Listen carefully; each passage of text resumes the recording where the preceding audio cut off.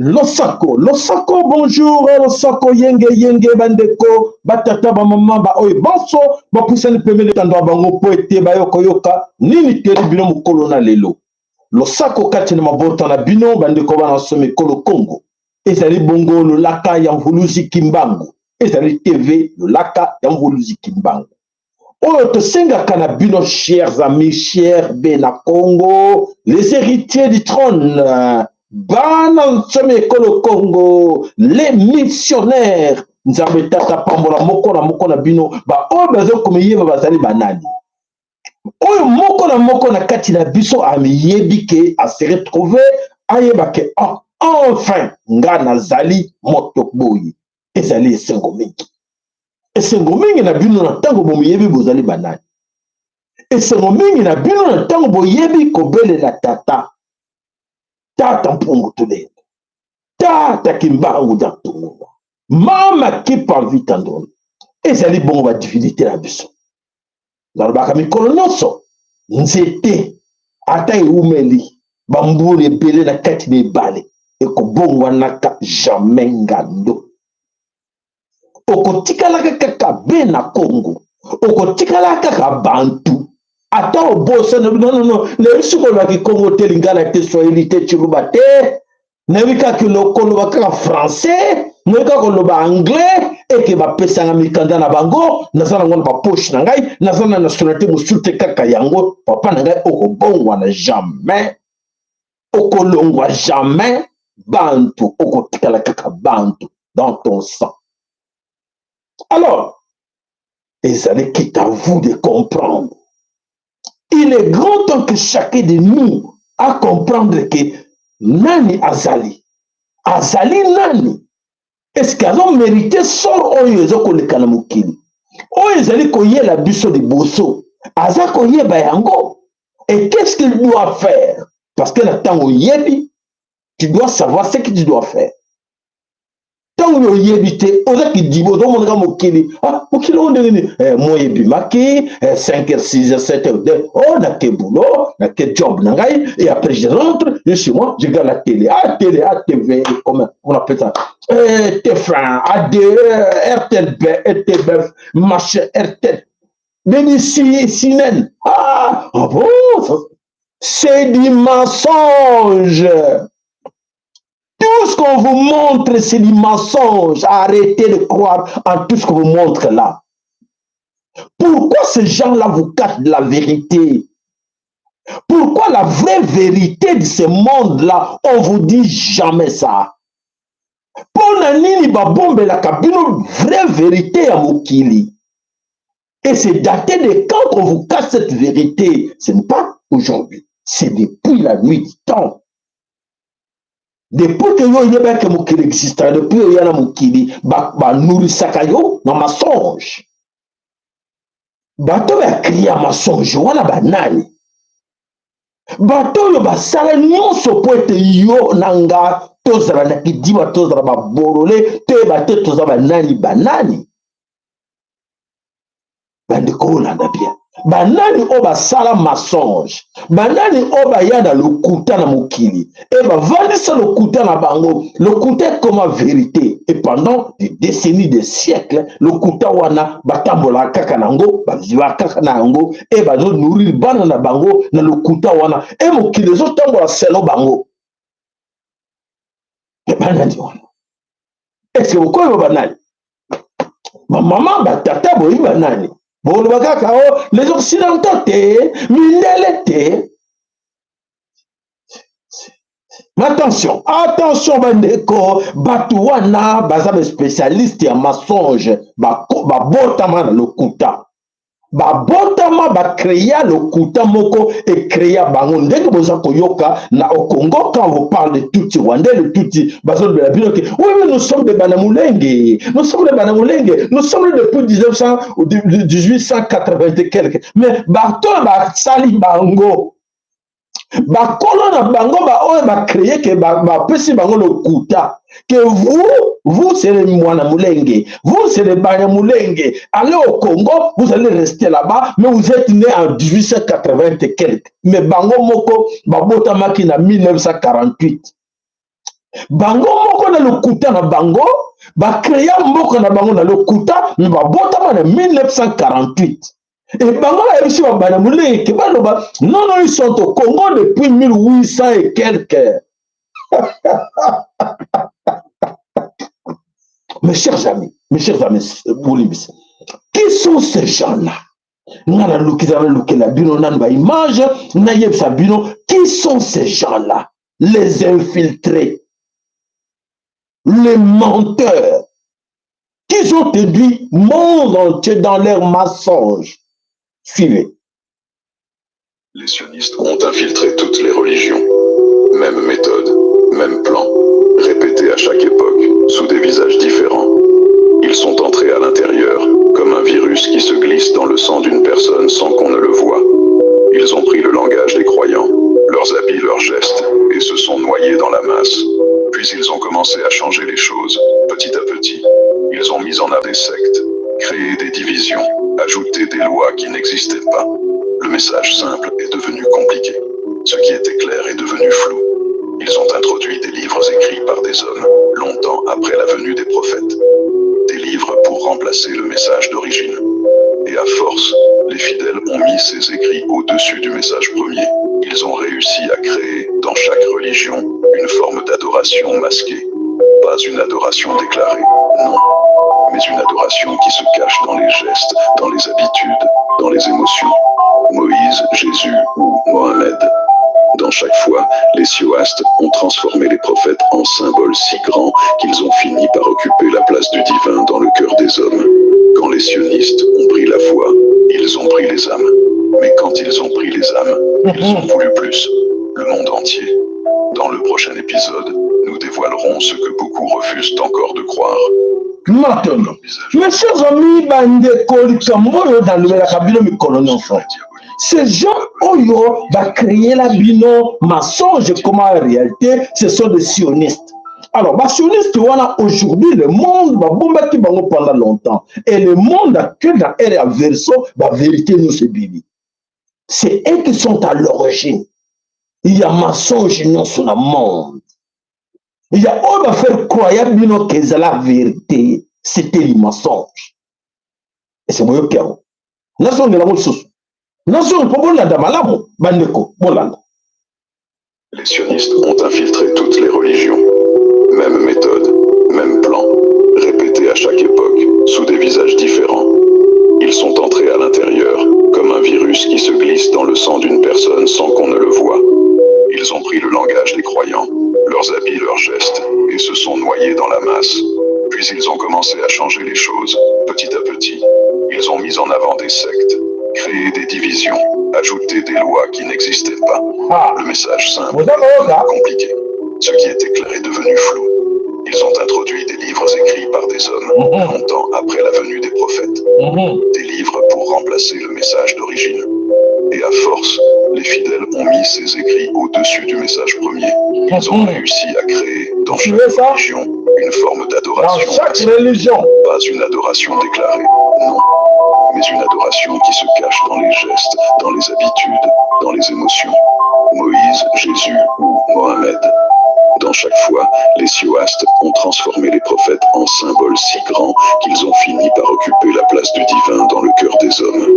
Voilà, bandeko mes chers amis, voilà bandeko, otolobela kabino, ya solo ezakobima. Wako na itazo kanseke, oba lebela yeza solo, restez là-dedans.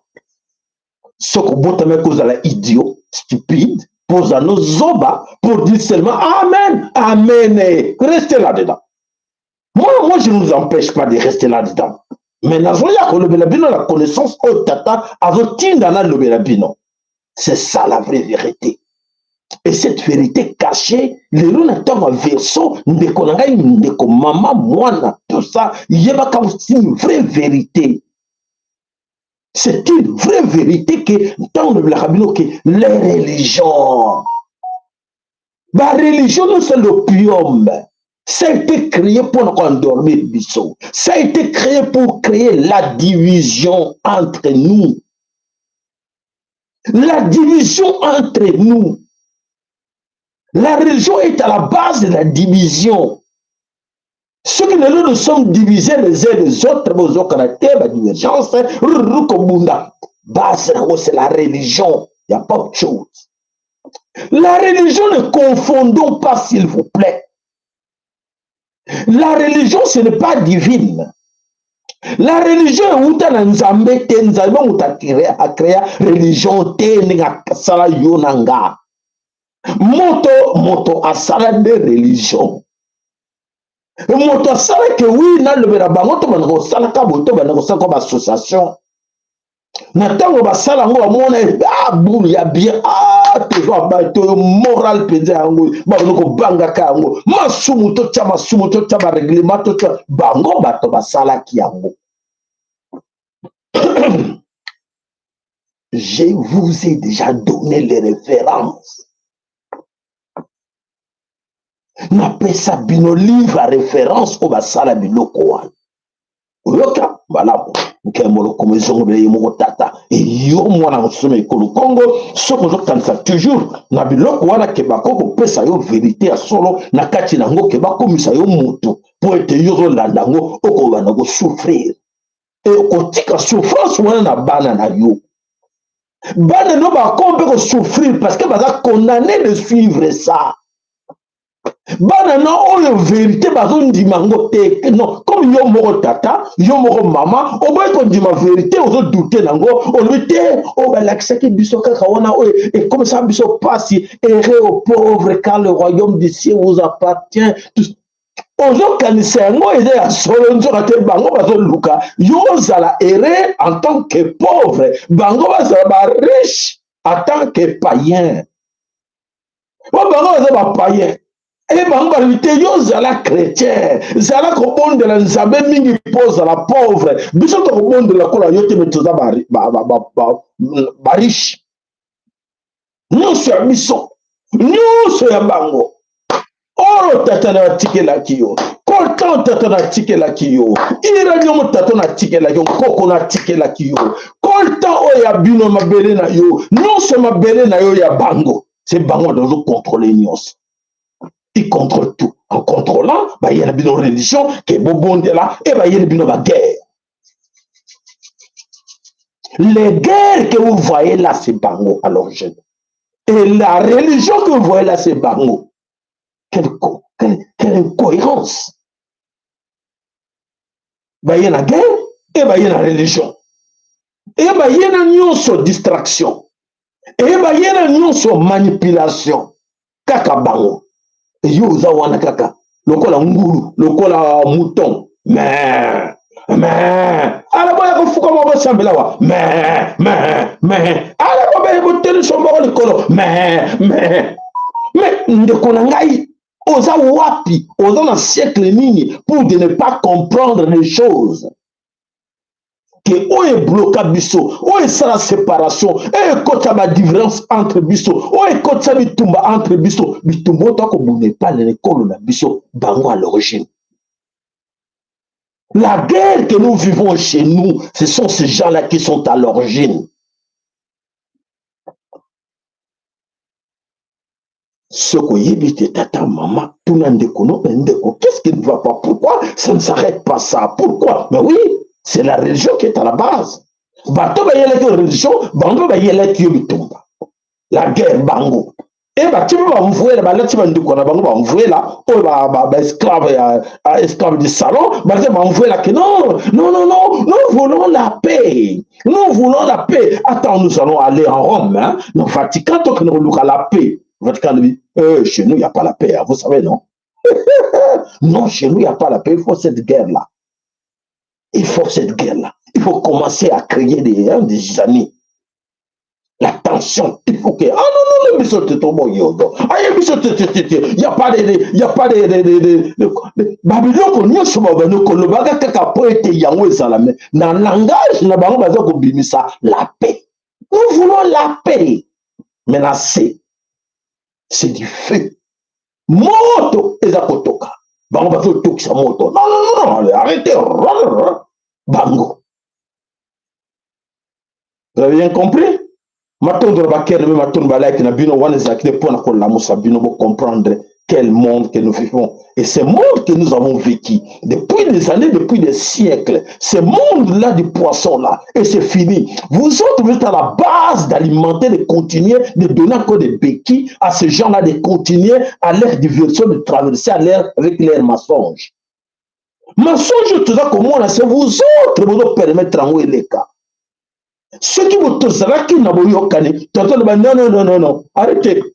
Tout ce que vous ferez croire, Bisso, que Zaraki, c'est faux, c'est des mensonges. Allez, on jette tout ça. Nous ne voulons plus ça chez nous. Nous ne voulons plus ça chez nous. Mettons tout ça dehors. On a trop souffert à cause de vos histoires-là. C'est ce qu'il faut. C'est ce qu'il faut. Sans cela. Bon, on est tout ça pour dans l'Est. Et qu'on s'allait salaboyer. Baroya kaka. Il reviendra encore. L'Europe va créer. C'est depuis quand? Depuis. Ils étaient là avec des conflits. Ils nous ont amené que des conflits. Et ces conflits persistent toujours. À cause de qui? À cause de nous autres. Le jour où nous allons comprendre à qui nous avons affaire, non, attention, reste là. Reste là. C'est comme notre frère Ibrahim Traoré. Non, stop. Quoi ça? Oh non, excusez-moi mon frère, moi je t'apporte l'aide au développement. Non, reste avec ça là-bas. Non, mais pas l'aide au développement, mais écoutez, je suis de la Banque mondiale, du Fonds monétaire international. Non, pas besoin de ça. Non, écoutez, bon, nous on vient au nom de la culture, nous voulons un peu essayer de vous. Non, on n'a pas besoin de votre culture à vous chez nous. Il faut commencer à dire non à toutes les propositions. Il faut tous la maîtrise de dire non. Tant que nos frères, escrocs, farceurs, mafieux, qui sont dans la politique, qui s'attendent de profiter dans ces histoires-là, nous autres, nous sommes d'accord avec eux. Oh non, c'est mon frère, non? Oui, c'est mon frère. Il est là pour, c'est pour la politique. Je suis dans son parti politique. Je suis là pour animer. Allez, viva. Allez, viva. Allez,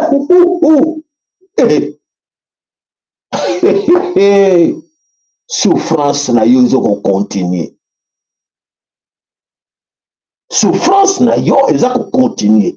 Na ya liboto no baza quelque part, na ya bana na bankoko na bino ya bakazo continuer parce que il y a quelqu'un dans votre famille, dans votre région, dans votre clan, dans votre ethnie. C'est un esclave du champ, du salon. Quand il y a des esclaves du salon dans votre famille, dans votre village, dans votre localité, dans votre pays, et nous allons continuer à vivre ces histoires-là. Commençons à infliger des sanctions à ces gens-là. Commençons pour dire, non, mon cher, toi tu es esclave, il y a salon. Oui, oh, esclave, non, je suis esclave, salon. Non. Tel langage, on sent que vous êtes esclave, il y a salon. Les esclaves, salon, ils ont repris sa besoin comme un homme, ils ont dans le champ. Mais bilanga. Yo esclave, salon, ils ont besoin de tinda, yo. Là, tu veux détecter bango. En détectant ces gens-là, beaucoup moins. On va aller où? Mais oui, comment il faut encore mentir ces gens-là? Mais attendez. Bon, mais qui est de ce côté-là qui est de notre obédience? En quoi ça? En religion? Il est religieux? Il est pasteur? Il est évêque? Il est qui? Non, ils ne sont plus là. On les a chassés tous dehors. On les a mis tous dehors. Alors, il y a plein de religions là-bas. Oh non, il n'y a plus. Bon, alors, et quoi? Il y a des politiciens là-bas? Des partis politiques? Oui, ils comprennent tout d'abord que oui, c'est bon, ils doivent avoir des partis politiques. De quel parti? Socialiste, de gauche, de droite? Ils sont là-dedans. Tant qu'on fait toujours encore confiance à ces gens-là, ils vont rester chez nous avec ces esclaves du salon. Ces esclaves du salon, il faut commencer par ces gens-là. Le mettre dehors état de nuire la nation. Vous avez bien compris? Matondo na onyo sa comprendre merci. Matondo ba like na bino, matondo ba kera na bino. Allez, toujours continuer pour Pierre Solo. Merci papa na biso Michael. Voilà, to landa le fils que moi. Exemple Oyo, il y a Ibrahim Traoré, ce qu'il est en train de faire. C'est la solution. Nous sommes encore dans la distraction. Oui, Traoré avance. Les Burkinabé avancent. Bazo tike kara, to zalaki na bango boye. To zalaki boye na bango. Bango biso tseki boye. Allez, bah, salut, tchou. Allez, bah, c'est détaché de nous. Bah, c'est détaché de nous, en genre avancé. Biso ko tike kara na RCD, très chaussée. To tike kara na rez-de-chaussée. Et bango bazo ko avancer, bah, commis na premier étage. Deuxième étage, to ko tala bango aussi. Les Burkinabé, ah bon? Ils ont fait quoi? Ils ont quoi? Des trains? Ils fabriquent maintenant des voitures. Ah bon? Les Burkinabé? Oui, des voitures électriques. Ah, oui, ils ont des TGV à de très grande vitesse. Ah bon? Ah bon? Oui, pourquoi on t'a là-bas au mais on était au même niveau. À cause de votre naïveté. À cause de votre ignorance. Et voilà, nous souffrons tous. Les autres croient que non. Moi, je suis intellectuel, j'ai beaucoup étudié, je suis professeur d'université, et bien c'est moi, tout pour moi, rien pour les autres. Mon frère, ma sœur, rien pour les autres, tout pour toi. Mais tu es malade. Tu es malade. Tant que tout autour de toi, tant que tout autour de vous, il y a encore des petits pauvres. Tout autour de vous, il n'y a que des petits pauvres. Et tu te crois que tu as tout. Tu as la fortune, tu as tout, tu es intellectuel, tu es politicien, tu as des voitures, tu as tout. Tu es toujours pauvre. Parce que tu es entouré de pauvres. Tu es pauvre comme eux. Tu ne vas jamais t'en sortir. Tu ne resteras jamais en paix. Comment tu peux être en paix tant que tout autour de toi, il y a des gens qui sont quand les commander, mais ça, couleur de bruit, couleur de bruit, crie avec grise, c'est la famine. L'église les a créé tout autour de toi. Aux en a paix, comment aux en a paix? Tant que yo na conscience le que l'église ne se botte mi pour l'anzala. Ma kelele nyoso ba shege ba shayer, ma kelele wana nyoso ba kuluna, et je nuire yo. Aux a liberté. Mes frères, vous comprenez ça? Okozala libre ndenge ni tanke na baro mo on est quand même kuto no on a fier mo zela ji montre nga on a ju ba bijou na nga na tia non na tambola na nga l'aise je suis libre na le comme na mututé oui mais comment rien au tambola te ba ko yiba te ba ko yiba ngai non ça ndenge ni voiture na ngai ba ko yiba rétroviseur ba petrol ba ko yiba nga rétroviseur te ba petrol sur la kena wezela tini mo musala ako skoke ngai mo musala ko luka asala nga boy. C'est ça aux n'a paix jamais à cause de tout ce que tu as créé, à cause de tout ce que vous créez là. Et cette différence-là, vous créez pour que les autres plairent. Et voilà, bien au fond de vous, personne ne va être en paix. Vous avez compris? Nous avons commis ça. Comme on est comme ça, on est comme ça, ma tante va like, ma tante va flair, ma tante va on se va comprendre, mais partagez l'émission, partagez la bande de côté, il y a quand pour que bêta le coffre, to bêta ngai na bêta comme coffre na ngai na ombre te na ililité na bêta kana bat, na bêta na mutu toyo, ayota, ayi na yoki ba yoki amo, c'est à vous. Vous pensez que t'es épargné parce que j'ai mis de côté des milliards, des millions de milliards. Mon frère, tu es pauvre parmi les pauvres. Obimité, tu es là-dedans. Mais vous avez oui. Mais oui, mais là ça va. Hein. Tu as 3 milliards, hein. Tu as 5, 7, 8, 10, 15, 100 milliards. Mon frère, tu es pauvre. N'a plus ce gros indice. Kabila qui croyait être milliardaire et les autres qui croyaient, les Moïse Katumbi, les Nani qui croient être milliardaires, mais ils sont toujours là derrière la politique pour avoir encore. Parce qu'est-ce qu'ils ont besoin? Ils ont besoin de quoi? Ils ont tout pris. Ils ont mis le pays KO. tout ce qu'ils voulaient voir, Bazanango. Mais regarde, ils ne lâchent pas. Ils sont toujours là, le Koso. Ils veulent toujours revenir. Avoir encore, avoir. Et sa punition. Punition de Yango la karma. Il est condamné de chercher. Vous avez compris? Mais sur Israël, il y a normal. Ah bon, ben, non, ce que j'ai là, j'ai 40, 50, 60 ans, et écoutez, mais ça, c'est suffisant. Mais je laisse aux autres. Et à vous autres, allez travailler. Mais laissez aux autres aussi de manger. Mais comme ça, punition, comme ça, karma, il doit revenir encore chercher l'argent. Est-ce que vous avez compris? Et à moko na bisa comprendre que bazo souffrir. Ils souffrent là, ils sont. Parce qu'ils ont encore besoin de revenir. Parce que ce qu'il a pris là, c'est insuffisant. C'est insuffisant. Il doit encore en avoir plus. Qui vivra, verra. Voilà, bandeko bana somme ko le Congo to ko kende na katina musindo na katina formation na biso. Alors on est là qui matea o to ki na lelo madame toujours que matea papa sayala matea les grands sacrificateurs o nzambe inspira kaye abeta bino bandeko chaque jour ezakana makamba sika nzambe lobela bango boy mamsuna kanakite ma publicité linga on a dernière minute makamuni na minute musindo mamsu ndenge za ko loba ka bango bazo loba à travers ngai ngada mamsu ngai te. Mais téléphone, mais monsieur, c'est vous, monsieur Vourouzi, c'est vous, monsieur Sayala. Oui, c'est bien moi, mais c'est pas la même voix que j'entends dans vos émissions. Comment ça? C'est bien moi? Oh non, je ne crois pas, monsieur. Passez-moi, monsieur Sayala, s'il vous plaît. Mais c'est bien moi, mais c'est moi, monsieur Sayala. Mais non! Ah, c'est quoi ça, moto à l'ingénierie? Ah, mais non, ce n'est pas la même voix.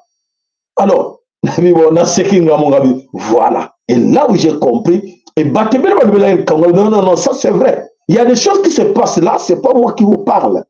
Retenez seulement les kamamsou. Ingam na bimisi tena yebi na ngamote.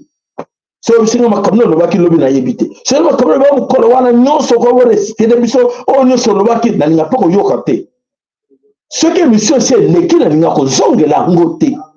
Pour na banga ka ngo penga moko. Mais bino boyo kakango po ida makambo ebele o nzamba le baka travers de mission nga muntu aloba ngate na biso sere bino mais c'est la vérité matonga. Voilà bandeko bana somme ko le Congo to ke wapi na kati na Kinshasa o na kati na Kinshasa solo ke bandeko bazale ko nyoko ma passer le ki bandeko baza ko yeba te par où s'en sortir baza ko yeba te passa ngwe bana wapi eza ko kene wapi suka na ngo wapi bandeko courant et ça or courant dans le Congo, des stages, et ça dans chaque coin. Mais ce qui se passe là dans cette histoire de courant, c'est un barrage hydroélectrique où il alimenter l'Afrique tout entière. Et le barrage, il salango, ils ont fonctionné. Ils ont alimenté la Zambie, ils ont alimenté Congo-Brazzaville, Gabon, plusieurs pays, bombe la rabino, et ça na courant na biso. Et dans leur pays là, la population est satisfaite. Mais na Congo, attends, mais ça na biso te. Du moment na rapasi, moment na rapasi makamonga ne kala ko. Mais ça na biso te, mais bazo nyo comment? Baza torturer courant. Et ça lit comme moko na éviter dans un pays comme le Congo, quand vous parlez du courant, bah mon extra, courant est extra. Courant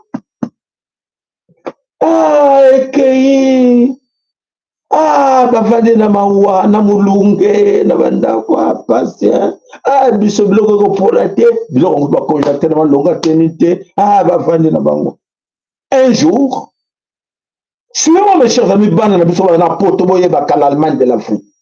2 jours, 3 jours, 4 jours. Vous avez couranté. Vous avez couranté. Les ministres de l'énergie, ils s'en foutent.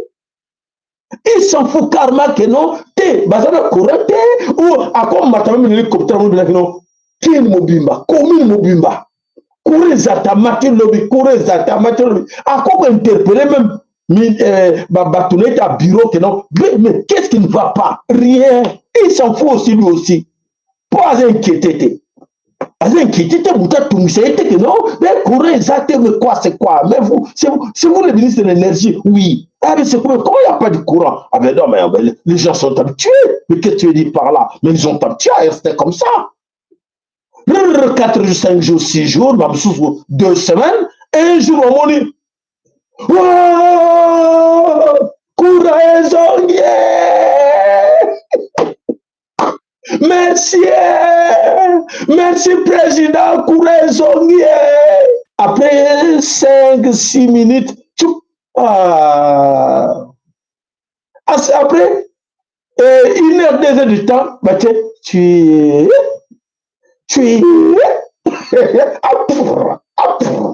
bah parisique. Bah Paris baby. Mutata moko tako keneko tuna na SNL basala ba manifester pour dire que mais non, ce sont nos droits nous et en plus nous payons l'énergie, nous payons les factures. Mais qu'est-ce qui ne va pas? Et l'électricité, régie des eaux, biloko tout le droit d'abord va y éviter. Va y éviter quel peuple va y éviter droit na bangote mutata moto qu'ils se sont tombés parce qu'ils ont fait 2 semaines sans courant. Jamais. Jamais. Facture. Allez, qu'est-ce que tu as vu de coupure? Ah bon? La vie de coupure? Oh, pourquoi? Mais oui, mais vous n'avez pas payé. Mais nous sommes restés là 1 mois sans courant. 2 mois sans courant. Il y a non, tu dois payer, monsieur, tu dois payer. Hein. Tu dois payer. Tu n'as pas le droit de discuter. Tu n'as pas le droit, allez, tu dois payer.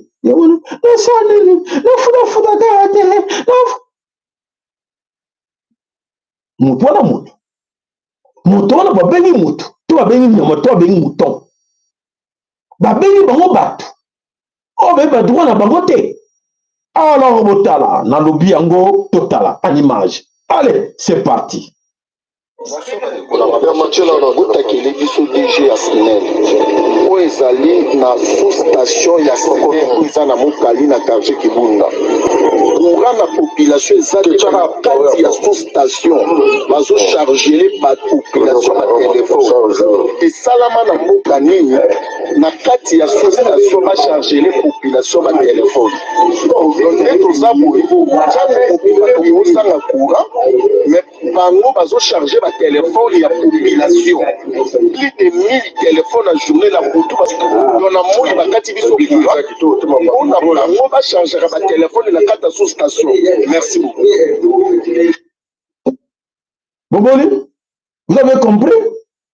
Sous station en fait et si quand courant et y a ka ba sengeli ba dispatcher que ba banda ko nous en courant mais bango ba sali nini bata SNEL babi teto kata ba courant na nko et bato wana ba yebi que ba quartier wana tout ba yebi que non faut que nous code ça mbote de tika ba téléphone kuna ba chargeaka et bato ba di job ba technicien à SNEL ba di job ko be ba kota ko tika ba téléphone le plus de 1000 téléphones. Donc, va charger, belé, vous monnaie la table, belé. Alors, chaque téléphone, à chaque chargement, tu dois payer. Et bango bazana na cadre de Moussala, job na bango. Ils sont engagés à SNEL pour faire ce travail-là. Mais na cadre de SNEL, bah pour qu'on puisse avoir courant, pour batouana bailler la bango ba téléphone, ba charger le bango ba téléphone moyennant. Est-ce que vous avez compris? Bon, moi, je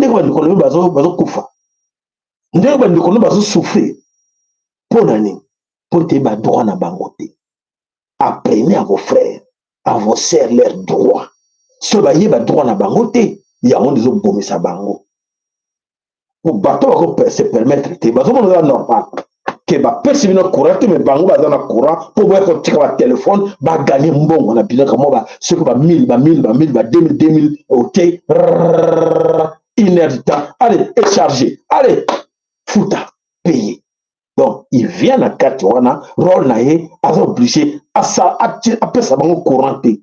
Ceux qui appellent ce bango couranté, il y a Jumbo. Mais ceux qui alimentent le bango courant, il y a Zangi. Est-ce que vous comprenez ça? Ceux qui appellent ce bango courant, il y a Koufinzala. Mais il est engagé dans SNL. Donc, on est obligé, après ça, bango couranté, pour y aller à téléphone, il y a gagné. Mboka Ninoa. Mboka Ninoa, on a l'Allemagne de l'Afrique. Mboka Ninoa. Ah, ils allaient passer na mawa. Allez, toke na katina front, toke na katina makambo, ils allaient koleka na katina mboka na biso na katina Congo, ils allaient passer à solo partout. Mais ya solo bande kotata, akumisa mapo ete nyonso ota komona, ezali kosenga ke moko na katina biso aluka koyeba pourquoi il est là et pourquoi qu'est-ce qu'il doit faire. Alors, na katina front, bandeko bako bunda bitumba. Bako bunda bitumba na katina Sud Kivu, Nord Kivu, Tumba, ezali konginda opesi mbwa boy. En ce moment, je vous parle, ba bombe za ko beta na kuna, batu baza ko kufa. Batu baza ko kufa, bazo yeba te, ba bunda na banani. Mokilia ko ningana. Ces gens qui pensaient que c'était facile entrer au Congo, quand on parle avec Papa Mafolo, ils vont tous entrer et ils sont tous là. Les Chinois, les Japonais, les les Allemands, les Belges, les Canadiens, les Français, les Belges, tous sont là. Même les Polonais, même les Roumanie, Congo. Quoi faire? Qu'est-ce qu'ils sont en train de faire chez vous? Donc, le Congo est en guerre avec des pays, des nations où ils sont plus puissants au monde, des grandes puissances. Nous sommes en guerre contre tout ce monde-là. Pour votre information. On a vu tout le monde entier. Mais tout le monde entier, mais regarde-nous comment nous sommes ignorants, Bissomoko. Tu as vu que le monde entier est au bout de sa bisso. Mais biso mo dans la conscience on dirait que ça est tel bisoté. Qui peut croire que nos frères sont en guerre? Nos frères sont en guerre. Guerre on bazarango mutata mo ko aider bango na monde entier azate po to na bitumba na monde entier. Mais biso moko ba congolais to boy ko sunga bande ko na biso baza en guerre. Est-ce que vous avez bien compris? Comme ça, on a vraiment que il y a ce besoin là, tout le monde de l'eau. Naturellement, comme ça, vous comprenez très bien. C'est-à-dire quoi? Le pays est en guerre. Nous sommes en guerre. Contre qui? Contre le monde entier. Tous la guerre dans le monde entier. Donc, monde entier, objectif du monde entier, s'engager dans la guerre contre Congo, contre Babena, contre Yo, contre Nga. Objectif qu'on botte la Bissomboka. Objectif qu'on soit minéré la Bisson, nous sommes comme à Bango. Objectif qu'on appauvrit le Bisson. Moralement, physiquement. Objectif que Banana Bisson, Baye Bate que Bango Bazana Bitumba. Bango ba côté le biso bitumba. Donc guerre par procuration, on va beber la biso na carte de Kolomba on dit guerre par procuration. Donc les guerres, ce sont des gens qui se sont réunis monde entier que non, il faut tomber là bango bitumba, tout montre bango mboka. Mais ici là où nous sommes, personne ne vous dit la vérité que nous sommes chez vous, nous sommes en guerre contre vous. Mon contact on le la bino que nous sommes en guerre chez vous. La paix. Ils sont là pour vous apporter la paix.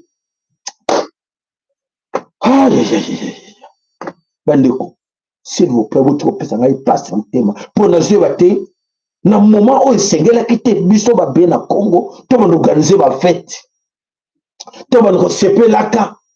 Tango bandeko baza ko kufa na bitumba, tango bandeko baza ko lala na libanda pour na bitumba, et tango tu vas ko loba bandeko ba etali bangote. Combien de temps qu'ils sont en train de faire là? Souvenez-vous que tala.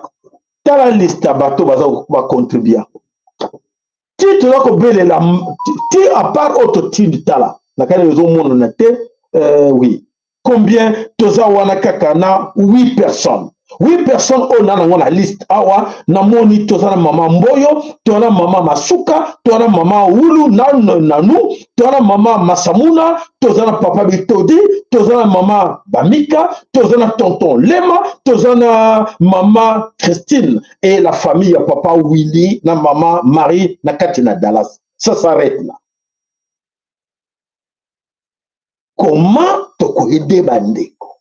Et tandis que nous sommes sollicités chaque jour, papa c'est là. Vous savez que moi geste mon ramouké, papa c'est là. Est-ce que bandeko, quand tu m'as dit que ngala ni nana bolingoté sur bango. Comme papa, moi j'ai des problèmes, j'ai des difficultés. Nga mon nana est l'autre côté. Na rosane. Na zolo ba butu le monde lancer appel na bandeko. Bandeko to sunga bandeko. Bandeko to sunga. Bandeko te bango kaka te bango mawa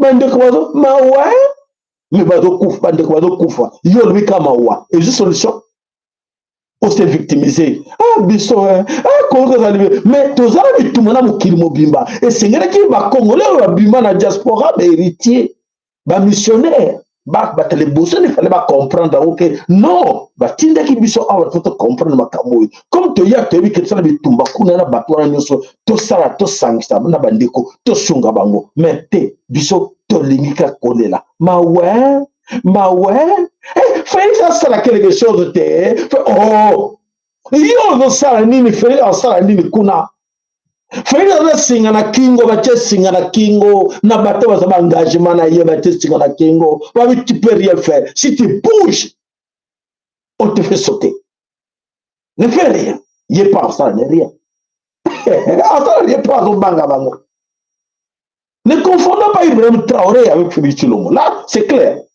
Ibrahim Traoré c'est un autre cas lui c'est le président de Burkina Faso aïe pourquoi il s'est engagé. Et regarde, ma Bisso, baza défilé à laquelle elle est na quai d'Orsay. Défilé na wapi, na Washington, les États-Unis d'Amérique.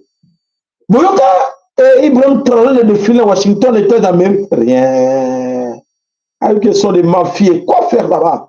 Pour brader mon pays, je vais aller là-bas chez ces gens-là? Jamais. Il a dit niet. Et ça commence à bouger chez lui. Mais bien ça ne bouge pas parce que les autorités de chez nous sont toujours là en alliance avec ces gens-là. Collabore encore avec ces gens-là. Comment nous allons nous en sortir? Regarde. Donc c'est à nous autres, tous conscients de la situation qui nous arrive, qui se passe chez nous. Tous conscients que non, mobilisons-nous, faisons quelque chose pour aider nos frères. Pour les aider, la conscience de chacun et travail que nous avons. Ces gens-là, c'est chez moi, non? Ça se passe chez moi. Cette histoire-là, vous voyez là, il ne parle même pas au la presse, mais ça se passe chez vous. Vous avez compris? Et donc, les crépas na yo, maman, papa. Et les gars, m'ont bâti me sauter. Oh, mais ils n'ont pas beau wana. Et ça m'boka na yo. C'est pour ça que vous voulez que TA. Et ça bango na ST. Et te, ngala sala nga monte Équateur. Ngala sala nga bas Congo, mais dans le bas Congo. Combien de gens bazoli na kona bas Congo? Oh ba tutu wa kote ki bango. Combien de gens pleurent na kati na Équateur? Oh ba mbororo ba kote ki bango. Combien de gens pleurent na Bandu na Fatundu na idovra partout na keno ba yaka ba bomi plus de 200 300 personnes tumbi bango. Combien de gens pleurent na kati na Kasai? Et que non, vous comprenez, car on peut faire des vidéos, bloquer en gros, mais vous avez raisonné ou pas, Congo? Toujours raisonné ou pas? Alors, Bandeko, vous avez raisonné, il y a sur le Kamouté, nous sommes nous sommes là. Allez, toquez, non front. En général, tout ça, on a dit, c'est pas mais à ce Shanghai, après cette information, on dit que il faut que je sois là quand Motorola va nous ayoka. Bazana Motorola moko ya munene tango tozo solo là, akato changer fréquence, na FRDC na biso bazalendo nyoso bayoka. bape na appareil mosusu avant soko yebima ntango epumbwi bango bazomona yango na appareil na bango ye azalaki kuna. Est-ce que vous expliquer? Oui. Ouais. Ngai leo na ngaloka en tout cas na bitumba baye solo solo panga na bitumba bango bazolanga azana mutuka moko abenga lipita koma motorola komba motorola na lipita donc nyonso kozoloba na moto nyonso bazolanga. Avion avait eu un aéroport, il y a des diplomatique à l'écolo, il a signalé dans la moto. Avait déjà un avion. Maintenant, ça se donne à mon pays, c'est ce que vous avez dit, mandat, avion. Mais maintenant, drone, non, et si la drone est au bec, attends, Beti kaka na defense, mais bazo boma bato. Vous avez vu la bato bala kaka. Ok, merci. Azalaki kosala na bureau de na TD ya 34 région militaire. Est-ce que bazalaki azali kolanda biloko nyonso ekoloba ke biloko wana esengeli komona technologie ezokende liboso bomona ndenge nini borevise technologie bie botala technologie mosusu po ete makambo wana bato balandelaka biso te ntango mosusu tozoloba ke eza na mabele baza na kati na biso tozokande technologie na bango eza liboso omoni nde makambo ya explike biso merci beaucoup mwana.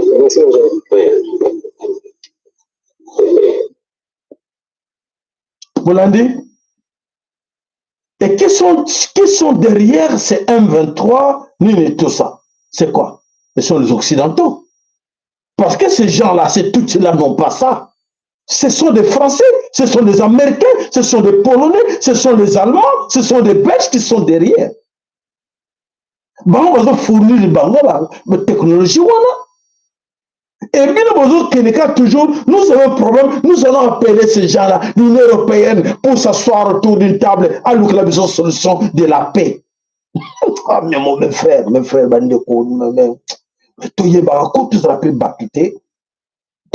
parce que ces soins-là ne datent pas d'aujourd'hui. Tu sais que tu as la guerre, là, une guerre permanente, à cause de quoi? À cause de notre naïveté. Parce que toujours le côté là, vous savez que c'est vous. Et bon, on va profiter de yango. Ignorance na biso bon, on va profiter de yango. Ceux qui te talent, bon, soit on le voit que non, tous les bitumba, tous les bitumba, na banane. Bon, t'as la photo, tu tiens le bilan. Bon, t'as la photo. Nani wana na katikati. Un Chinois na kati ya M23. Un Chinois, donc ça dit que la nationalité nyonso bazali na kati na bango wana. Baza kosala nini na kati na front. Est-ce que vous avez compris? Mais là-dedans, so okay, na kati na Est, ya pays na kati na Katanga, na kati na Kinshasa, il y a des Chinois au baza ba pesa bango ba mine. Il y a des Chinois qui exploitent des mines, donc ils ne payent même pas l'État congolais. Ils s'arrangent entre Nabango na ba généraux mususu ba la mine wana général wana atia soldats mi balé 4 10 soldats baza au service des Chinois. Voilà. Les Chinois au milieu de M23, au milieu de tout. Et c'est général on appelle ça soldats na biso ba kenoko kengela ba mine ya ba Chinois, ya ba Indien, ya ba nani aza futa yembo. Et zo kota na kesa l'état te. Ba minéraux zo bima ku les a protégés na ye na ba Chinois. Et ba Chinois so zo pesa ye 0,5%. Chinois za kozwa les restes de ba milliards. Et ces milliards là même il y a des fois le travail là, alors il faut que la miette, nous sommes qui en Chine, nous sommes qui en Dubaï. Il y a d'autres comme ça que nous avons voir. Ah, moi je suis bien là, j'ai mes Chinois là-bas, j'ai envoyé des gens là-bas, ils sont en train de surveiller, ils travaillent avec des Chinois. Moi je suis payé chaque mois $500. Moi je suis payé chaque mois $1000. À Kadi quand on s'est retrouvé. Aujourd'hui, malédiction. Malédiction de détruire le Mboka. Ça, c'est la haute trahison. Et cette haute trahison, surtout tel bio comme on a que plusieurs des gens au baza na kati na surtout na est ya Congo baza ba traite mingi au baza ko trahir mboka parce que pour na bango faut ba teka mboka pour bango ba gagner. Avant-hier je pense que tu as une image à un certain monsieur Antoine Karumbu, monsieur Antoine Karumba pardon, monsieur Antoine Karumba au baza qui traite bango trahir ba ndeko na biso ba mai bomona ki oyo ba mai ba kangaki ye musaya ba lubiki non ale kimbangu zwaye ba kangaki ye ba kendeki na ye alors aliaki pau voilà corps na ye yango wana ba eko kuta ba jukuto ba filmer corps na ye ça veut corps en décomposition boyo kango bien banam corps poli. Alors, kuba zuiye batine photo na famille nae pour ba bisa banane bisa bande ko na que voilà votre père, le traître de votre père, voilà sort nae. Voilà comme on dit toujours en français que le salaire de traître c'est la mort. Voilà, il a mérité la mort parce que il a trahi la nation. Comme cet homme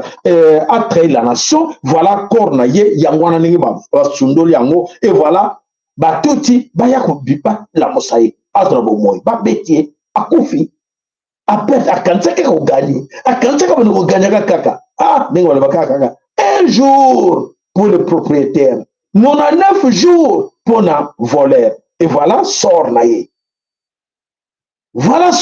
sika sukeli o akansa bano le saka banane mikolo nyoso ye wana ebembe iba epoli esika eza kuna bafamile bamonika foto mwa baki nozwa kor yango eza na kabaka na bachamp de bataille kuna na brousse kuna bayebi esika okende donc tata na bango mobali na ye akopola akokufa asakufaki akopola akopanzana mikolo kotikala kana mutu akonozwa ye aza te voilà sort ya traître voilà la trahison ndenge efutaka ye wana ebembe voilà. Alors famille baza kolela ndenge nini corps ya ndeko na bango tata na bango ya nani na bango mbamuni yango te eswika kuna na zamba malheur parce que tata azalaki traître voilà ndenge bafutie na lifuta ya trahison. Alors bandeko bana somekolo Congo ya solo ke tokei wapi tokei na kati na mboka na biso oyo tokomona makambo eza koleka kuna na kati na Congo ya solo bandeko ebele baza koyeba te pe bitumba to na kati na bitumba ya kosakana te audio yango oyo totia bino comme ça to pesa bino d'information oyo eza koleka na kati na Bukavu today la allez tokei bakwa tokia ngambo ya Nyangezi kukuya Bukavu manake vile mu Bukavu anakuta M23 juna mashar de combat zabo na marumelugu zabo zote ziko njo huko hizo zilikuwa tupiganisha huko akaukazioge mimi napata kubajulisha vile banugetu wako kule muzibiti tu ile eneo na bako ngambo Kavumu na maana msambaze bapige Kavumu kuna mtu mwiko kule wewe unabakia kule mdogo sana kwa msaba fikie nabo mfaya kule hawatakuwa walipigana huko asema nepigana na kule na kama ni usiku mbaingilie usiku na gouvernement kama iko na mwae idutumie sokoi Nyangezi mzima muna raia ni bale ba M23 kwa balunguze kuanzia Businga balunguze Kubangwe balunguze na Nyangezi yote mzima maana kesho tunaweza bombola tana Bukavu maana kama kuko mwae sokoi nyinyi kwa leo usiku ingenjo usiku ya leo Businga altitude ya Businga inakuwa ni 4.2 ndio altitude ya Businga ya Bangwe inakuwa ni 6 Nyangezi kule ile plane yote na manyumba zote M23 ndio wanalala mule hakuna raia mwenye kule balunguze kule kote kesho ndio tunagombola Bukavu bakafika kuunguka ile ni fasi kwenye M23 anatia kichwa balunguze na pale kote nako uvili kesho tunakamata Bukavu na wenzetu nao watakena Bukavu na weza mzima ile ni M23 hakuna raia mwenye kule ile soko ilunguze tu ile parti kesho tunakamata Bukavu ça merci. Voilà mes chers amis, l'explication c'est quoi bandeko bitumba ezali makasi na kati na front ya solo kuna na kanisi bitumba ezali na kati na Sud Kivu oyo ke ndeko za koloba za na kati na Sud Kivu. Donc les maïmaï, les jeunes maïmaï de Kimbangu s'approchent à Bukavu. Alors ils sont près de l'aéroport de Kavumu. Baza pena aéroport ya Kavumu. Donc des affrontements contre M23, AFC, RDF oya batuti rwandais eza ya makasi donc na kuta na front vraiment bitumba eza makasi aux alentours ya Kamuvu aéroport ya Kamuvu boyebi yango tolobelaki bino boyebi information. Donc nos jeunes de Kimbangu baza très déterminés de récupérer la ville de Bukavu. Donc na butwa de lo bituma na moment tuza koloba baza na kati na kobunda po ete ba récupérer ville à Bukavu et bongo ba meka ko traverser na Goma. Alors bitumba nous ça ko leka wapi na kati na mboka ya Sud Kivu na kati na mboka Bukavu. Alors, toi encourager Bandeko na biso, et alors qu'est-ce qui se passe là-bas? Bah, tout ce qui baza qui na katina Bukavu, baza à des bandades, en ce moment je vous parle. Bah, tout ce banana basi o nyoso, baza na katia Bukavu, na moment où bazo luka, ndenge ko katsa na ba bateau, bazo au katsa, bah, et comme peu compliqué. Pour la traverser en masse, il n'y a pas de bateau. Donc, et qu'on doit compliquer. On a dit que chanter beaucoup la victoire un peu plus tôt, quand et qu'on longa, mais on a dit aïe, il y a qui va mourir coquille. Donc, à ce moment, je vous parle, bandeko na biso bazo bunda bituma moko, montakondi mangote, bango bazo ko mona pela que non, il y a qui va mourir coquille. Même la Goma kuna, l'autorité bazaki na kati na Bukavu, qu'est-ce qui se passe? Même na kati na bango ba traverser déjà baza na Goma, baza susu na Bukavu te, ba population ba tuti o ba yaki na Luyenge, ba kati ke bato ke to gagner mboka na biso, to gagner baza na ka bakata na problème, baza na panique totale. Toujours baté ndenge nini et ko soukela bango. Donc banzela nyonso eza pratiquement impossible, moye ba leka exact, même nzela makolo no ba nini et comme encore makolo plus grave. Donc solution na bango ezali kaka ko traverser lac Kivu côté de l'autre rive, na Goma poete va se parler. Et puis de l'autre côté même na Goma, eza yako saganate situation de kuna, eza yako yinda poete. L'état-major, ben de comment l'anda très bien. L'état-major Oyoya AFC M23, bango moko na momo tokoloba, basal suna kati na Goma te, basal na Giseni. Basiba kiba bazana giseni pour moni qui en tout cas à lire ma kamazo kende et baluki bango bazo bate bako sala nini basana faire na phare de CT mais bazana faire na ba mai oya kembango voilà bande ko na biso ndenge ni bako bunda kuna donc c'est dit que bako mona batwana bazana ba arme lourde te bazana ba bombe ko la bango te mais bazo comprendre te ndenge bazo lalisa ba tuti donc ba tuti ba oyo nyonso bomona bakota avec des véhicules de convoi, des convois militaires au bomona bakota na kati na Congo à 80% bazo exister souté balia ba pao pour votre information. Donc beaucoup parmi bango baza le sous-souté basi balia pao. Alors mes chers amis balia pao to traverser maintenant toke na kati na mboka Rwanda. Qu'est-ce qui se passe na kati na Kigali? Na kati na Kigali oyo l'armée rwandaise oyo eyaki na oyo abengi na kombo ya RDF oyo eyaki beta kitoroke tozoki na kopanza bango toujours récupérer Congo bamoni ke ils ont perdu tous leurs militaires 80% basoda bakufi cimetière militaire na kati na Kigali il y a plus de place bakoma yo soni ko enterrer bateau donc c'est à dire que les soldats handicapés na kati na Kigali incroyable. Donc, bateau, oba katana makolo, na ba chaîne roulante, bazo ibate batondi na kati, bazo bunda wapi na kati Kigali bitumbe kotate. Na kati Kigali bambozo bitubate, mais bazo bumela, bazo boma bango wapi, bazo katana makolo wapi na Congo. Pourquoi batuti rwandais bakoy ba handicapé na kati ya Kigali, mais na kati ya Kigali bamona bitumbate. Donc c'est à dire que bake kobunda na kati na Congo pour question ya vol la minéraux du Congo qui nani mutaza ko tinda bango bakende ko yiba ba minéraux à Congo. Ce sont des occidentaux. Les occidentaux poussent les Tutsis rwandais. Voilà comme on avait dit une fois que non, ils sont pas malins. Ils sont pas malins. Regarde comment ils sont devenus handicapés. Regarde comment aujourd'hui bazo remplir le cimetière na bango. Regarde comment bazo comme fumier na kati na Congo. Et ben comme ces gens-là, comme ces gens-là bayaki pona ko yiba les minéraux du Congo.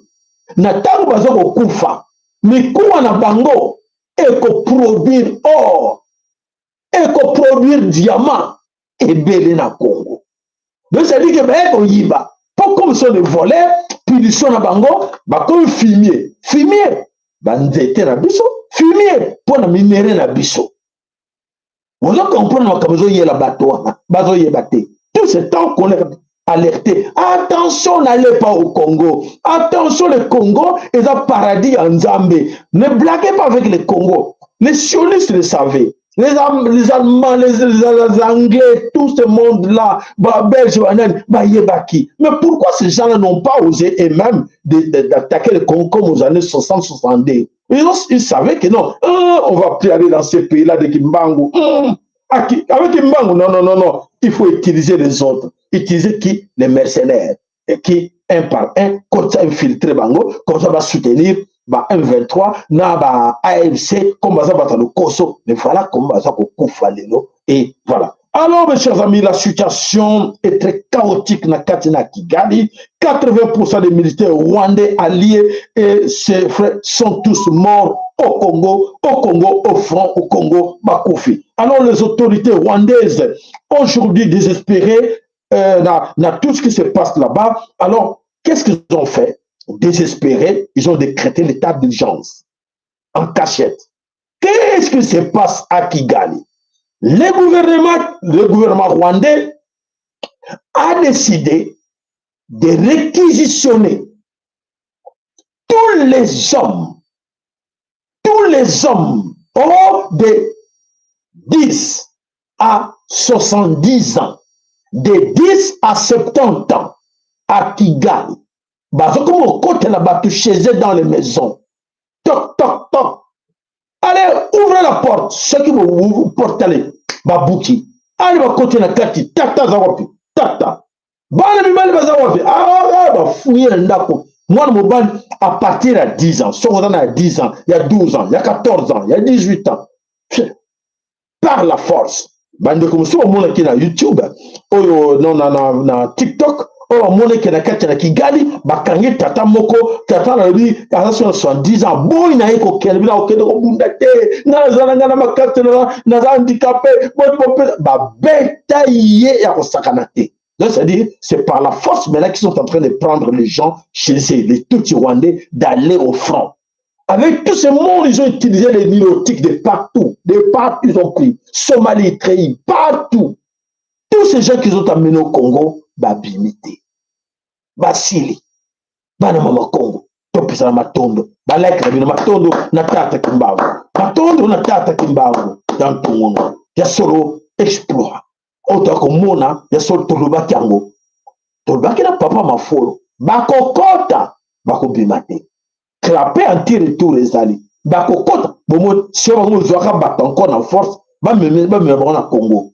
Et tandis qu'ils étaient trop sirdés, que bateau va déjà, solo va mon convoi, il y a un véhicule ébélé, et kota na Congo, na soda ébélé. Ah, bateau comme, soda va kena, comment va tout le soda va kena, va kena wapi. Ouais, melamaka. Baké, choubou, c'est fini. On va bien en parler. Voilà ce qui se passe là-bas na Kigali, et bien tout le monde va s'engager pour aider les Américains, aider les Occidentaux à avoir les minéraux du Congo. Voilà qui paye maintenant. Qui paye la lourde tribut, ce sont ces gens-là qui payent la lourde tribut na Kati na Yango. Alors, Ndekolo Sako, Nakanisi, vous voulez intervenir? Alors, Nakanisi, Bandeko Bazako Yoka, Toyoka Yomomuke, lo Sako, Kati na Vido. Lusako papa sayala le kamo lobe na biso. Matondo. Mwana ya mbulusi kimbango. Ingeta. Matondo. Ça va les 5 minutes. Moi, témoignage qui a osé la rappeler, il y a des choses. Sayala, ce qui n'est pas sur Internet, malgré ma bomaye, et j'arrive à révéler sur ma cambo et bon maman au droit de battre sur Internet. Natala qui est documentaire mon carte internet comme par hasard des tambay à inspirer pour la lac Kivu. Lac Wanezali c'est le lac qui est plus belle il y a le monde entier. Et ça la bilo comment on a c'est à maille pays monté à monde et zali na yango. Ouais, gaz va connaître assez. Et ça la gaz et ça la tourbillon beaucoup terrible. Et ça, comment on appelle ça? Ouais, ça remonte à l'année. Comment on appelle ça? Gaz. Gaz. Volcan. Volcan. Oui. Volcan, lac Nirangongo, à côté. Voilà. Et ça, le volcan, et puis, et ça, la matière, moko, qui est la surface exacte. Et ça, il a exploité. Donc, on dit, tout ça, la passe, il y a Congo pour la Kivu. Ne vous en faites pas. Ne vous en faites pas, papa. Bon. Deuxième chose, au moment où il descend, il y a Tyson. Bango moko babengi Tyson bayebi ntina babengisili ye te. Nga nalokandoto na 2018 américain noir pele na 24 novembre kobanda boulevard du 30 juin ti na rond-point Moulard. Nga natelemaki wana banoir américain bazobeta maboko bazobeta bambunda balati barapia. Sikoyo esika nga natelemaki naki mpe na banoir américain congolais moko te azalaki na ngai moko congolais. Sikoyo ntango Tyson azoya akomi na niveau nga azalaki babisi ye ça c'est interne aloba komonanga te ça c'est interne abiabo apesana boto oyo mibali bapesanaka oyo bamoto wana ya kotike aningisi loboko na ngai nga mpe naningisi loboko na ye wana okutaki ntoto te Tyson azovivre boye apres atelemi pembeni na ngai bazosepela mbala moko miso ya molimo elongwe natikali tutura mbeto ngai me oyo eza nini tata olakisi ngai apres quelques jours alobi na ngai ye nde aye kofungola nzela oyo banoir américain bakoya na Congo na mokili mobimba na ndenge bino bokenda baerope ntango yo olobaka ke bokanga bisaka ntango sekoki papa sayala ozali ya mvoyo osiki mbango donc descendre oyo Tyson na ye na Congo eza nde mpo afungola nzela ya biso tokokita biso nyonso na baaméricain noir ayebaka ala biso oyo naki yango mpo naloba eza yango ezali mpona ali foreman te ye moko asalaki barecherche ya ba ADN aye kocomprendre ke aza mwana ya RDC mwana bakoko voilà yango Mohamed Ali alobaka na foreman abi na kobeta yo na pays de nos ancêtres na Zaïre na Congo voilà yango omoni descendre ya Tyson ezali wana me bango babengisi ye comme eza expliqué ke bazoyeba ntina na yango te voilà bref na suki wana ingeta voilà nakanisi papa na biso mikele ede biso alobi ezali na phosphore aussi na kati na lac Tanga na lac Kivu alors voilà bandeko ya solo matondo papa na biso ya solo ke bandeko bayoki yo alors bandeko na ntango tokobetaka mbela na kati na bameso na biso boye ya kobelaka bandeko mes chers amis boprofitaka nango. Il y a beaucoup de secrets et puis makana kati na ba émission na biso. Ce beau na légèreté bozo kantake fallait na zwila bino buku moko boye na bono tangela bino na buku wana toke na passage boye. Boluka na pale bo telema na page 3, ale boke na page 40, boke na page bote. Biso ba koko na biso ba bane koloba. O inspiration nzamba zo tinda bango baloba. Yo sozo na légèreté moko boye ke non te il fallait attendre na buku moko boye na za na référence wana tango atangi na buku te makamune wana na koyoka ngo te papa okosutuka mama okosutuka lelo okosutuka ke balobaki yango te ngana bino kokanisaka kotanga na bible palobela biso ke référence boye verset boye elobaki boye etala prophétie elobaki boye te nga nazanga bango ma prophétie te me nazolobela bino oyo tata azotinda nga nalobela bino ke tomitala tokeba tomiyeba to banani mpo te eleko yango ekoki eleko ekoki oyo biso na bino toluka nzela koyeba ke wi toza banani mboka na biso eza wapi et comment il faut ke yo na nga totala ndenge nini tosunga mboka wana mama Kongo po lobi totuna mama Kongo ngala kotuna mama Kongo epo na tuna ke déjà mama Kongo mais ndino sala te pona ngako mama Kongo salela ngaboy mama Kongo salela mama Kongo te nana nyongo na ye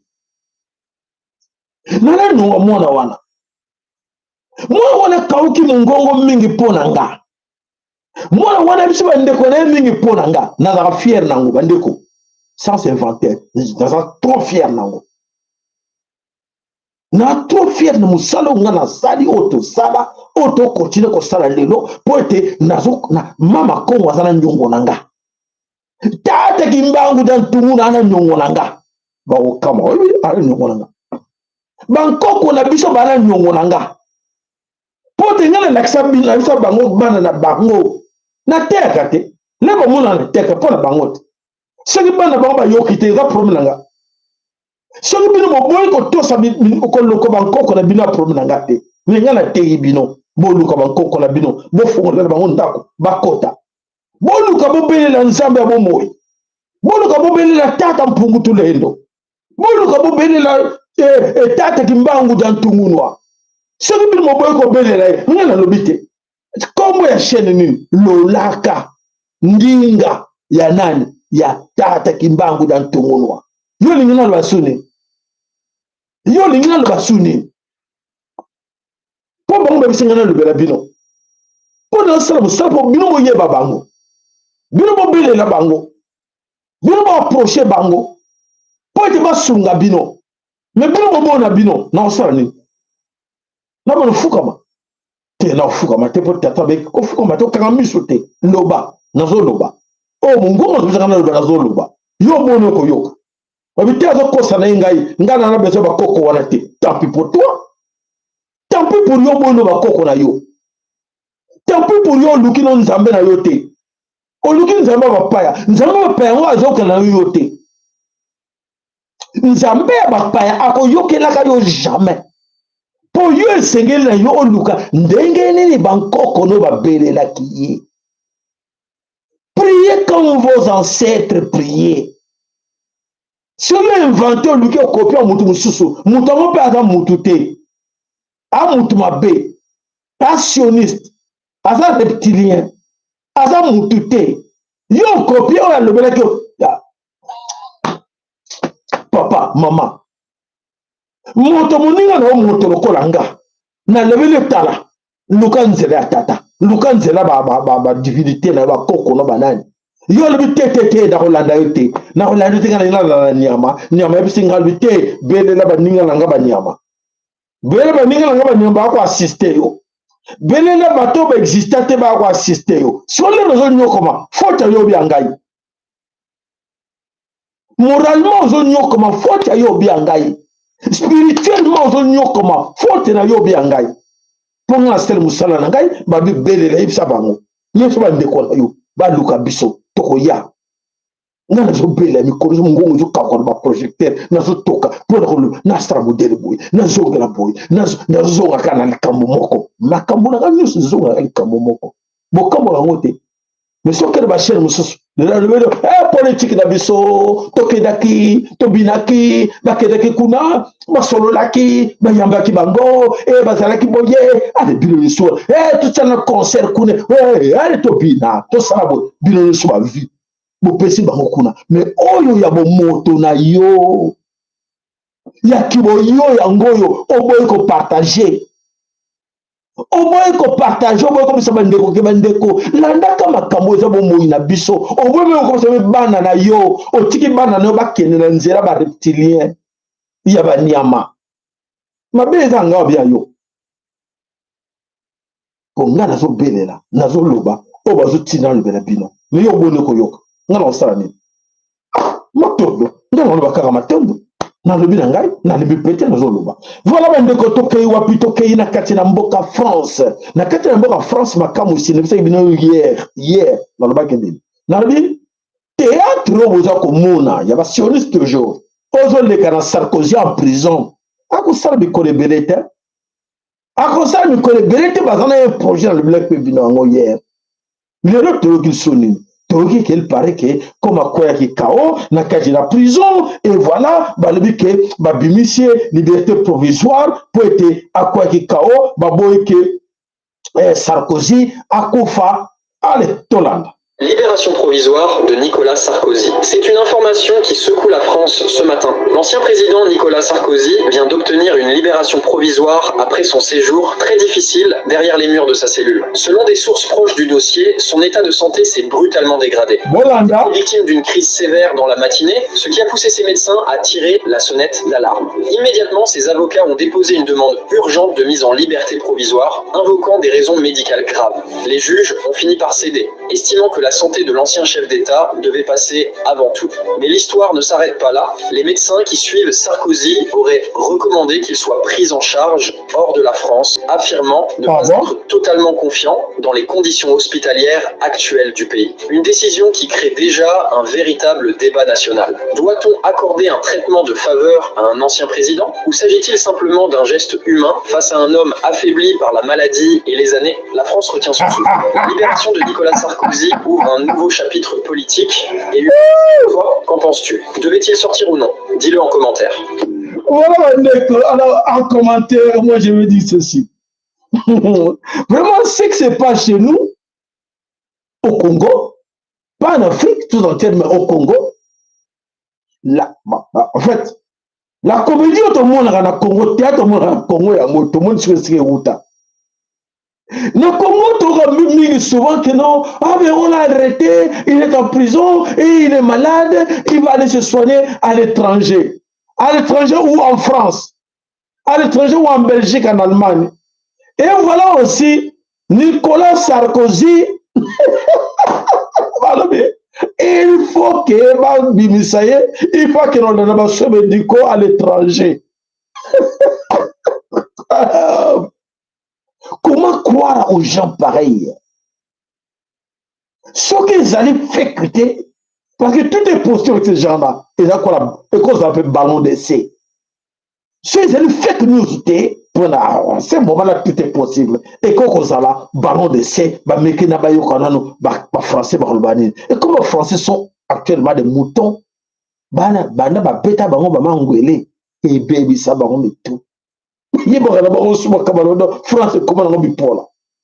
À cause de ces histoires. Alors, toujours dans le même paragraphe, il y a Nicolas Sarkozy, Bandeko, Boyoka, Makamusu, Edimele, Nicolas Sarkozy. Suivons mes chers amis, qu'est-ce qui se passe encore? Après la Libye, c'est le Qatar.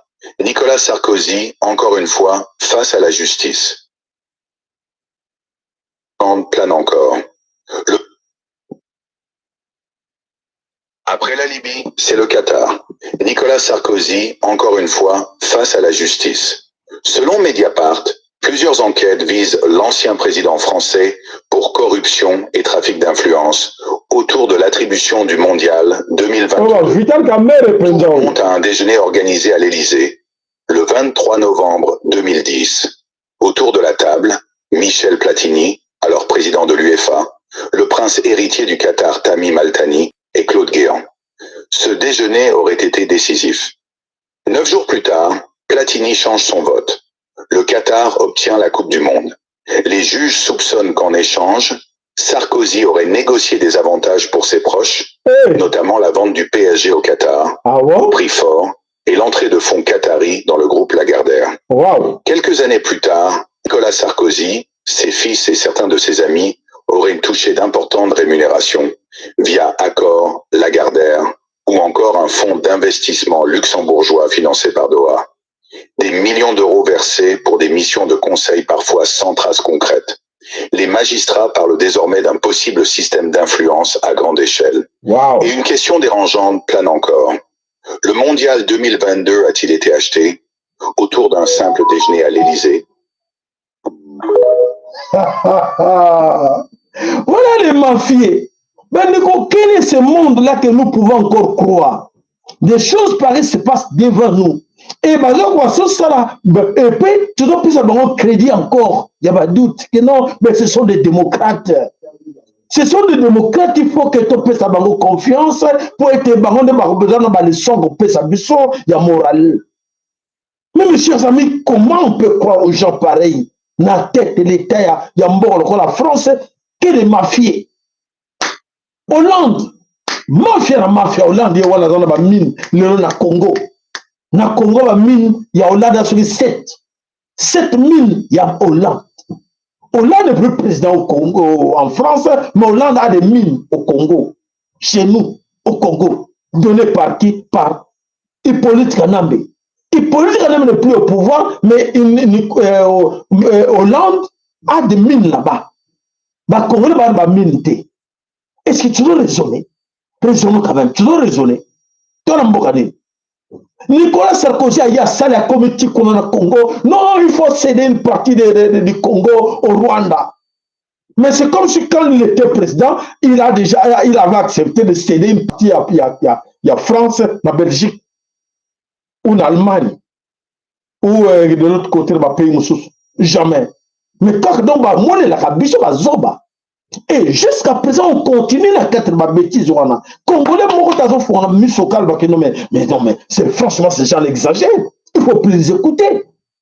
Comment on peut encore comprendre ou écouter ou croire à tout ce qu'ils nous montrent là que non, c'est la démocratie et c'est comme ça, il faut respecter les droits, il faut faire ça. Comment? Vous avez un bandeko, promettez ça. Bango bazalaki na awa bengaki yango la révolution na bango awa. Babenga na ba nazi. Basalaki résistance. Mais chez nous, on dit non, il ne faut pas faire la résistance. Allez, laissez ces gens-là. Vous les maïs. Allez, laissez les M23 envahir votre pays. Oh. Des exemples pareils. Est-ce qu'on peut encore croire la France?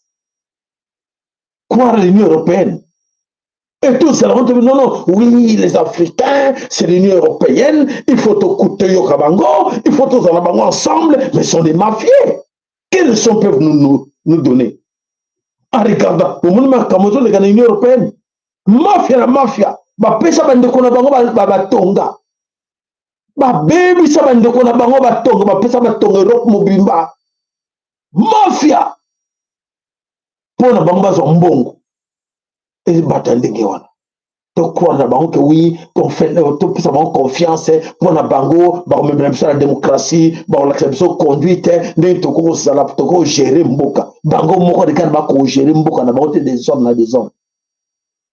Vous avez donc, mes chers amis, voilà des choses oyo ezako le kanakati na mokili na kanisi bomonyango o mafia to mona kana Congo voilà to monyango pela kezali e utande awa mingi na kati na mboka oyo mais ba continuer biso pona bango pona ben terrain na bango ba préférer ba la continuité zala en réalité to coopérer sur na bateau te to coopérer na bango te ma belle sur salma na kati na monde sur na kati na Afrique l'hôtel za bango à l'origine za bango.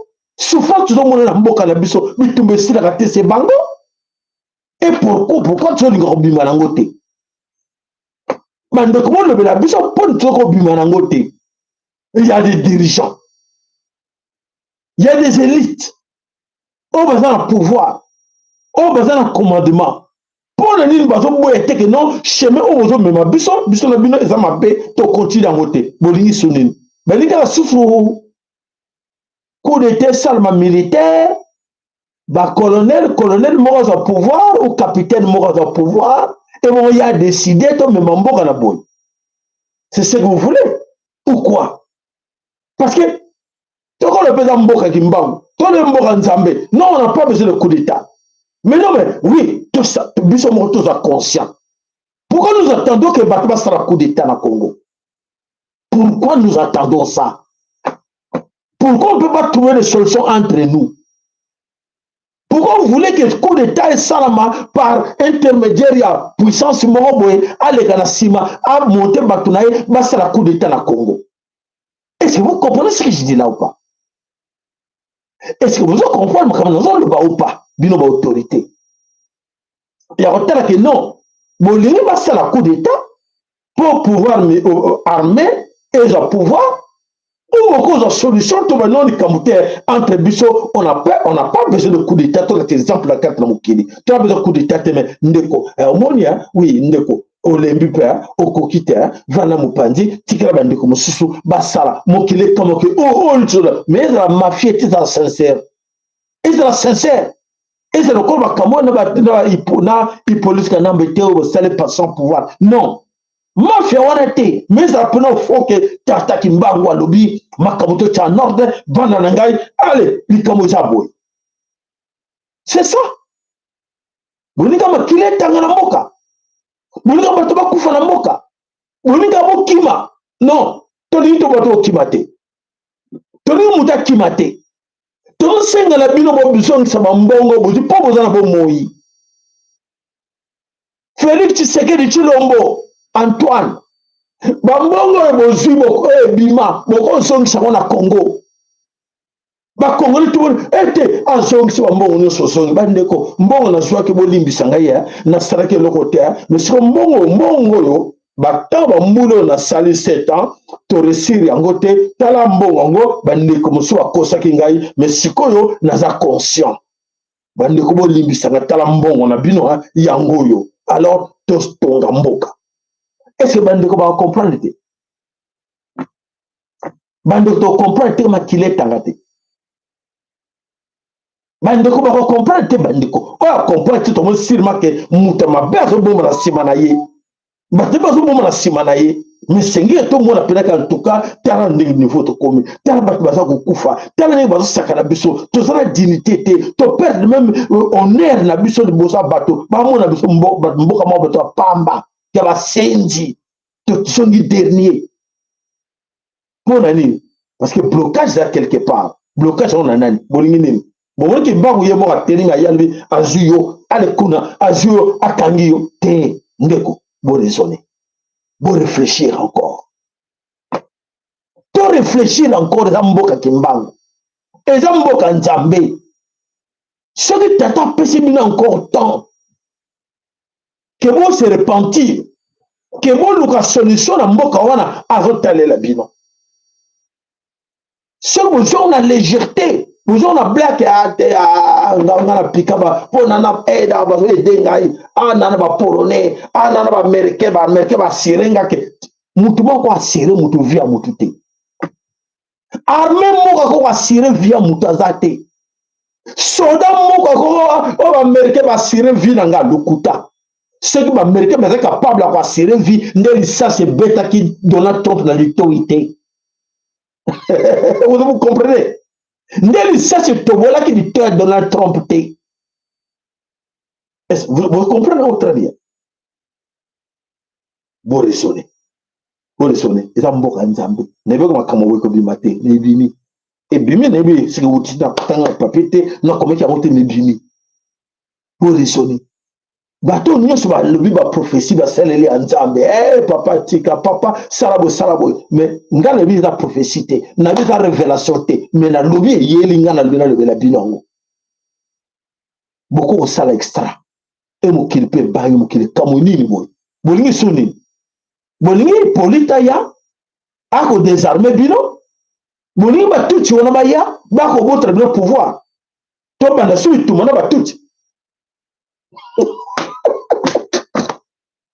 bandeko na ngai na attire attention na bino bo retenir date ya lelo le 24 octobre 2025 soki émission eteyi bino te soki bozwi kamwa quelque chose na émission ete ke bochange boluka solution po ete boluka moyen ndenge nini mboka wana etambola bato bakufi mingi bana baleli nzala mingi courant eza te mai eza te banzela eza te transport eza te role na bino nini bosali nini na mboka wana pendant 7 ans bosali nini c'est les 18 ans ya Hippolyte on oublie ça il n'était pas les nôtres on oublie ça mais vos 7 ans déjà plus que 18 ans ya Hippolyte. Vos 7 ans, vous serez condamnés plus que Hippolyte Kanambe. Il va se justifier. Non, je ne suis pas fille de ce pays-là. Mais bien, vous se justifier, c'est pour le des pères et des mères. Ah bon? Oui. Pour le des pères et des mères. Angele, attention. Wazana mateo ko yoka. Wana mateo ko yoka mutema ko ekota nkata mutema nae boyeba ke ntango efweni tango ya tata kimbangu da ntungu na ikoki obuza komona kuna bomona ngo za bilembo ozo sala yebita zo sala ha soka kiti nako na Kinshasa soki tata wana tata kimbangu da ntungu na kiti na Kinshasa ha bokoloba te papa ngalbe to kanzaki ba blague te na lobi aza kuna tako kokita ce que vous changez à vanter, ce que vous avez solution à vanter. Voilà, bandeko matondo la bino nyonso bandeko toujours senga na bino, lisungi na bino, na chaîne na biso na ba tout le temps, lisungi na bino, bolembate pote biso to lembate, mitumbo to ko lemando ituma na biso, mabeleza ya biso, mituma na biso mutumbo ka lembate. To remarquer que na moi oyo Maman Nanou a payé 2 fois cotisation. Maman Nanou a payé 2 fois cotisation à moi. Yé moko. Nakanifi pas se salier. Yakoyo comme a payé 2 fois cotisation na yé. Mais c'est insuffisant. Tu as combien 100, 200, 300, 320. Tu tines la bande. Kuna bazana zamba 320 au salon.